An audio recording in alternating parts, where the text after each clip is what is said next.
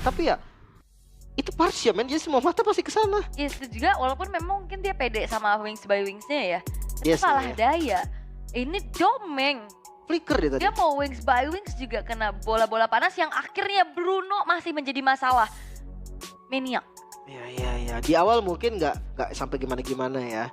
Tapi ketika lagi posisi unggul, yang tadi gue bilang juga dari damage-nya cukup, range-nya ada, dan entah kenapa sih gue ngerasa iya Flicker agresif dari Domeng ini lebih sering terlihat daripada defensifnya. Berarti dari Uvetar yang kurang bisa maksa nih. Terus kayak mereka kayaknya lumayan banyak overthinking sih. Kayak mereka mau team fight tapi lane bawahnya terbengkalai. Dan aku nggak ngeliat Alien nyaman pakai Carmilla. Kayaknya dia pakai chip, ini Carmilla aja deh. Gitu kali ya. Iya, tapi gue nggak mau high loss. Jadi high lossnya Iya. dulu deh gue yang Carmilla gitu. Entah kenapa kayak Curse of Blood-nya nggak jalan, landingnya juga yang nggak menang, nggak kalah juga sih sebenarnya kalau ngomongin landing Tapi tadi karena terbengkalai. iya karena lawannya Povius juga kan, maksudnya nggak bisa nge-cut, nggak bisa yang gimana poke damage sudah pasti. Tapi Carmilla ya akan tetap jadi Carmilla gitu loh, keras, nggak gampang untuk ditumbangin. Tapi masalahnya juga Carmilla ini kan dibutuhkan di team fight. Mhm. Kalau dia laning Lama, terus dia nggak bisa di team fight jadinya, jadi agak serba salah sih sebenarnya ya. Dan kita akan mengintip ya dari segi item build-nya terlebih dahulu untuk 15 menit saja yang diperlukan untuk Aurora secure 1 poin. ya mungkin kalau konsepnya dibalik, Carmillanya XP nggak apa-apa, tapi chipnya jadi roamer, oke lah gitu kan, masih bisa datang juga dengan shortcut nanti. Tapi dari item udah jelas template dari item Bruno Haskell, Berserker Fury, Malefic Gun, 3 item utama yang pasti dibikin oleh Bruno. Duanya apa? Tergantung. Duanya ini bisa diputar apapun.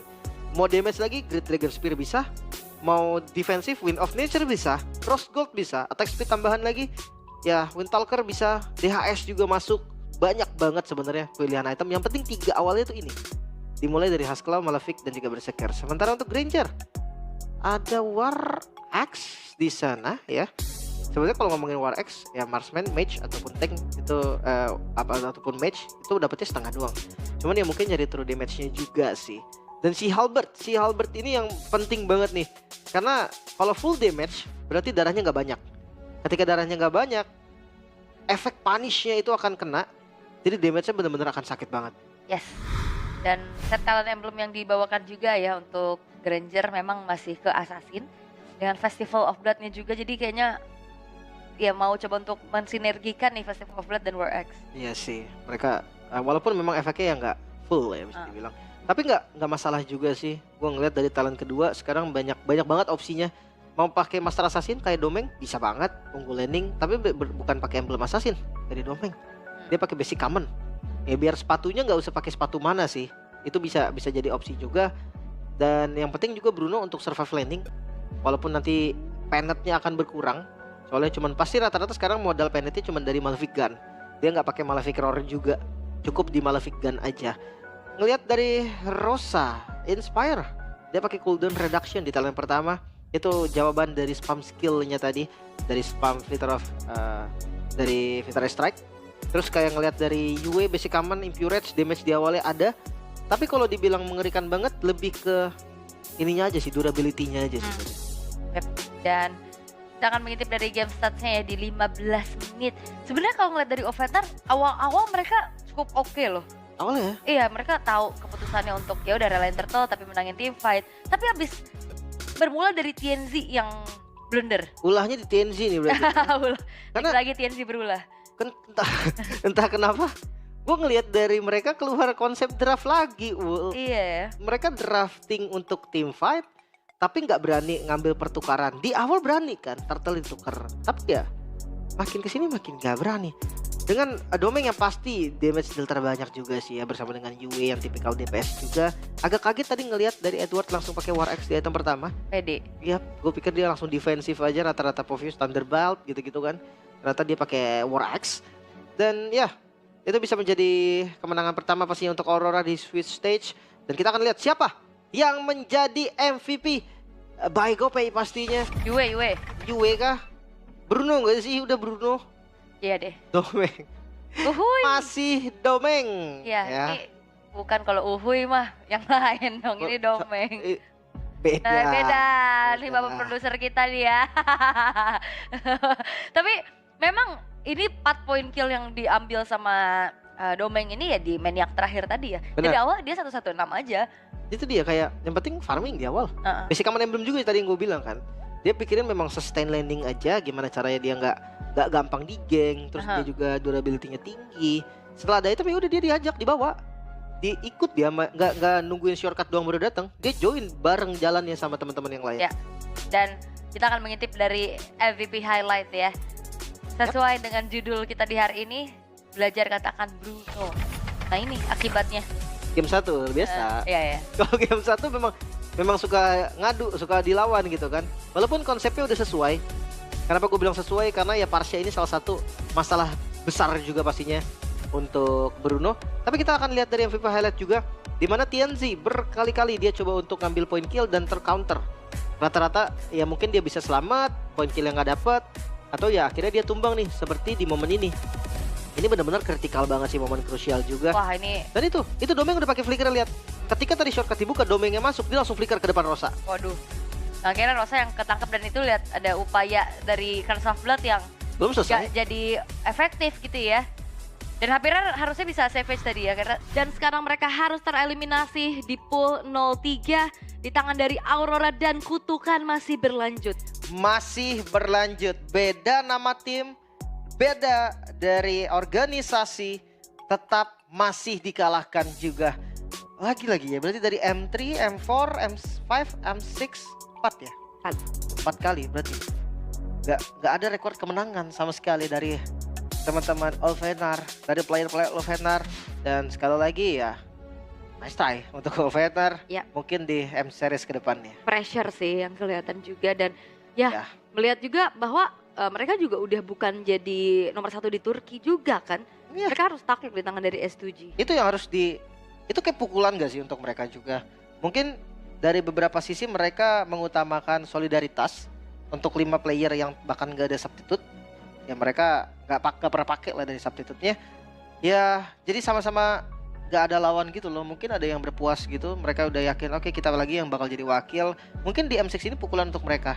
Dan kalau mereka bisa bangkit, mungkin nextnya baru mereka bisa lewat jalur yang lebih aman lah. Benar. Oke, dan congratulations untuk Aurora yang akhirnya mendapatkan kemenangan match perdananya juga. Yes. Berarti mereka akan melaju ke pool 1-2. Iya. Nah itu bisa ketemunya sama KBG, SRG. Terus tergantung nanti nih kayak dari Liquid siapa yang menang gitu kan. Pokoknya Menang karena harusnya. di pool 1 sama.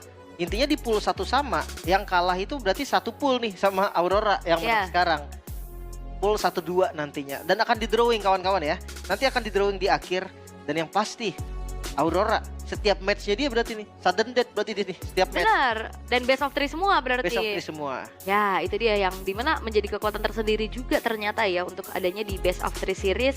Ya. Untuk ya nyawa terakhir dan juga decider match. Tapi kita melihat untuk Aurora yang bisa exploit atas bagaimana overhype-nya dari teman-teman Elohevenar ya. Tapi kita akan langsung melemparkan kepada stage kita untuk adanya interview bersama dengan timnya. Team that tried to defy the odds, trying to claim the last M6 ticket. The team from Turkey. However, as fate dictates it, this is the end of their journey to be greater than ever.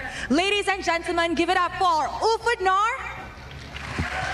And on a count of 3, I would like you guys to give a final bow on the M6 World Stage. In 3, 2, 1. Thank you very much to Ulfadnar, and we wish to see you guys come back stronger in the upcoming tournaments. And the team that has just survived elimination, the team that also just defied the odds, Aurora MLBB, and with me here we have Demon Kite. First of all, Demon Kite, congratulations. Welcome back to Malaysia. How are you? Masaya nakabalik ako sa Malaysia. Tapos parang pangalawang best na MSC, ganun lang yung feeling eh. Okay, he said he's so happy to be back in Malaysia, and it feels just like MSC once again, because back then he did get an MSC championship back here in Malaysia. So who knows, history could repeat itself. We don't know. Okay, now Demon Kite, before anything, maybe you could take us back to what happened to the past few days of the Swiss stage. What really happened inside Aurora? Did you guys struggle with the best of one, or were you guys actually struggling with the meta still? Feeling ko na-overwhelm lang kami sa meta ng M6. Kumbaga, nag-shift kasi yung meta agad bigla nung pagpasok pa lang ng Swiss stage. So, medyo nanibago kami. Tapos ayun, nag-hard reset lang kami. Tsaka, Phoenix lang namin yung mga kailangan ayusin.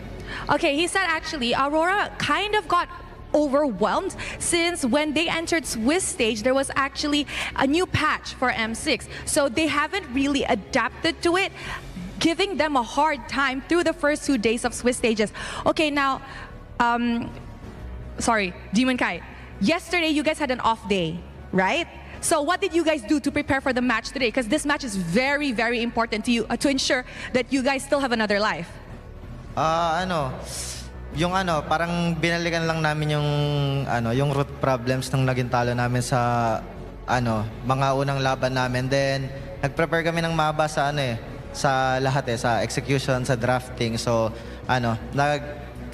put kami ng maraming effort sa preparation namin kapon. I see. Now, he said that yesterday they looked back at the root cause of their losses, went back, redid everything, re-strategized, redrafted, and had pretty sure heart-to-heart talk with the team as well, right? Okay, now, Demon Kai, was the best of one hard for you guys? Para sa akin, kasi iba yung mga hero na nilalabas nila, yung mga strategies talagang kung ano yung ginugol nila para sa preparation dito sa M6, lumabas lahat. So, prepared na prepared talaga lahat ng teams. Now, he did in fact struggle with the best of one because he said that all the strategies that teams actually have prepared all came out in this best of one because I'm pretty sure everybody wants to get the upper hand. Now, Demon Kai, I have a question. Your upcoming matches are now best of threes. Are you more confident to get a comeback? 100% confident kasi feeling ko parang nasa comfort zone ulit kami na kahit anong laban namin, kaya namin parang may download game ganon or kaya namin bumounce back palagi.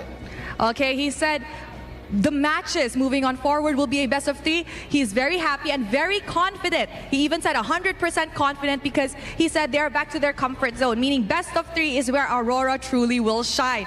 Now, Demon Kai, maybe one last thing. We all know that the Auroras, the fans of you guys, struggled these past few days through criticism and it was a hard time seeing your favorite teams fall. So maybe a message for them?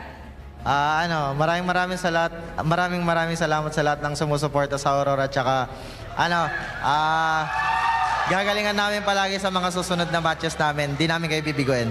He said, thank you very much to everybody who's supporting Aurora. We will do better for the upcoming matches and we will not let you down. Thank you very much to Demon Kai. Congratulations on surviving elimination. And with that, let's throw it back to the panel to break down what happened in this game against Ulfadnar. Okay. Itu dia ya, perbincangan bersama Demon Kai. Katanya ya kan pernah juara MSC juga kan Bang. Benar. Iya deh. Ya, dari katanya, Malaysia waktu itu ya? Iya, ada di Malaysia juga dan kayaknya pengen mencoba untuk mengulang sejarah lagi nih. Wah, akan Walaupun mengukir memang sejarah? Masalahnya walaupun memang sejarah tapi itu fakta. Benar. Juara MSC Bang. Ya. Wah, juara. Wah, itu berarti masih sama ini ya? Apa? RSRGPH. Ya, wah itu memang. Sama Nat, bukan nih. Iya Nat bener. Ya, Aqua. Nah, Light. ya itu. Nah, itu tuh. Wah, itu memang prime-nya mereka sih. Itu benar-benar prime-nya mereka zaman Karina tuh, gak lupa sih ya. Tapi ya memang itu yang harus terjadi ya kawan-kawan ya. Harus ada yang tereliminasi juga, berarti sudah ada 2 tim juga yang tereliminasi. Tapi sambil kita bahas juga untuk item build dan juga emblem dari kedua tim yang telah menjalani Best of 3 series kali ini, Ulfadnar dan juga dari Aurora. Mungkin dari Moskovnya Trinity plus Malefic, tetap ya Malefic Gun ini menjadi satu item yang bisa dibilang untuk marksman yang dependent dengan basic attack itu pakai Malefic Gun. Belum lagi dengan Sunshine juga, yang dimana akhirnya ada Blade of Despair nih untuk tambahan sokongan damage lagi dari Granger yang benar-benar butuh damage besar karena dia tipikal poke damage juga, bukan tipikal yang langsung burst satu kali hit langsung hilang. Bahkan ngelihat dari TMZ itemnya ini nggak terlalu gimana-gimana sih ya. Balik lagi dari Assassin yang pastinya akan lebih cepat farming daripada Factor. Tapi karena kondisinya benar-benar jauh banget, jadi goldnya masih diunggulin sama Demonkind. Dan game cepat kembali terjadi sebenarnya ya. Di 14 menit saja. Melihat bagaimana kali ini dari Aurora yang bangkit di best of 3 yang ya terlihat lebih nyaman juga. Dan sayang sekali Ulfhenar mereka harus tereliminasi dari panggung M6 World Championship pastinya. Yes. Jadi kita sambil mengintip juga ya dari segi emblemnya yang dibawakan. Kalau tadi kita ngeliat dari Granger-nya masih dengan adanya Ruby? Festival of Blood ya. Iya, masih ada FV. Masih ya. Dan sebenarnya kalau ngomongin Festival of Blood mungkin buat sustainnya juga di awal kan. Karena itu masuk ke Rhapsody dan Death Sonatanya. Jatuhnya masih skill juga. Sementara dari Aurora, basic common emblem sama ketika tadi pakai Bruno juga dari Domeng. Yang penting sustain. Bedanya di talent pertama ya nggak pakai fatal lah, karena memang mainnya attack speed juga dari Moskov. Dia nggak pakai critical, jadi kayak pakai Swift. Ini udah bisa jadi jawaban banget. Sementara perbedaan dari jungle-nya, untuk Joy ada yang pakai temporal, ada yang pakai impure rage. Nah ini dua tipikal Joy yang beda. Tapi mostly temporal ya. Ya karena abis electrifying beats dia bisa langsung rhythm lagi. Karena gampangnya gini, kalau misalkan tanpa temporal, cooldown-nya itu nggak ada dari Joy. Item-itemnya dia cuma Starlium yang bisa nambahin cooldown. Dia kayak bakal susah juga bikin defense segala macam bla bla bla. Mendingan dia langsung pakai temporal untuk pastiin aja. Bahkan dari gold yang sampai di akhir, gua rasa perbedaan 7.000 sampai endgame ya, itu nggak sampai yang one sided juga. Tapi beratnya adalah goldnya ini selalu ada di Aurora, nggak pernah ketarik sedikit pun berarti sama teman-teman dari Ulfhenar. Yap. Dan sebenarnya juga dari segi invade-nya tuh nggak terlalu tinggi ya. Orange Chef masih aman, Purple Buff masih aman juga. Tapi objektif yang lainnya nih, netralnya dari Lord, dari Turtle, dari Turret juga, yang akhirnya bisa diambil sama Aurora, membuat tidak ada kesempatan untuk Ulfhenar bisa melakukan comeback. Dan MVP by GoPay jatuh kepada Yue nggak sih? Yue kah? Atau Domeng lagi? Domeng lagi. Domeng lagi. Hari-hari Domeng. Tapi ya Marksman sekarang memang menjadi position 1 sih. Jadi nggak kaget ya? juga kan kalau Tadi kan. masalah juga jungle-nya kan Alpha. Iya, Alpha lagi. Alpha biasanya turunnya ke pos 3 tuh, pos 2-nya diganti mid lane biasanya. Tapi ya kalau misalkan mid lane-nya Vexana mungkin akan beda lagi ceritanya ya, kasusnya akan beda lagi. Tapi ini jelas, tadi emblem yang udah gue bahas mementingkan sustain juga, dan Trinity-nya tadi lumayan cepet tuh. 9 menit ya. 9 menit tadi. Ya kondisinya memang lagi unggul juga sih, dapetin 2 turtle gitu kan, terus dia kayak dapetin beberapa assist dengan Spear of Destruction-nya tadi. Cuman memang pressure-nya itu loh yang gue jadi tanda tanya ketika Domeng udah buang beberapa flickernya di awal, beberapa kali maksudnya, tapi nggak disamperin. Dan ini ngomongin soal ganking, Joy loh, Joy Assassin yang memang dia bisa banget untuk lompat langsung ke belakang. Ya mainnya juga kelihatannya kayak udah buyar banget sih dari Ulfhenar ya. Terlihat dari awal sebenarnya mereka dapat turtle, tapi teamfight-nya dibalesin sama Aurora.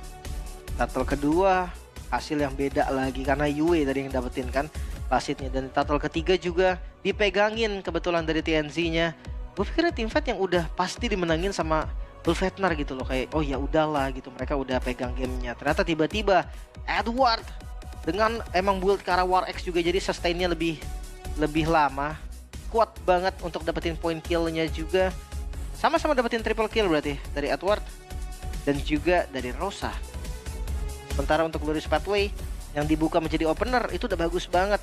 Tapi ya pastinya nggak akan ada space untuk TNZ.